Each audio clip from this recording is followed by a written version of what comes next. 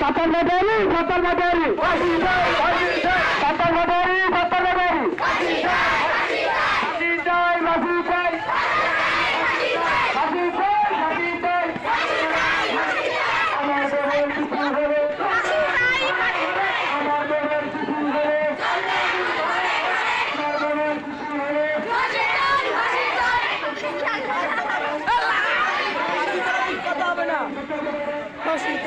ধর্ষণ করা হয়েছে শিক্ষিত শ্রেণীর ছাত্র।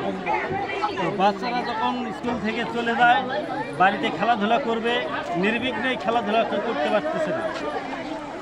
এই নরপিশাচ যারা ধর্ষণ করে তাদের দৃষ্টান্তমূলক শাস্তি আওতায় নিয়ে আসুক সরকার, এটা আমি জোর দাবি জানাচ্ছি। আমার নাম মোহাম্মদ মাজহারুল ইসলাম। ধর্ষকের নাম বলেন।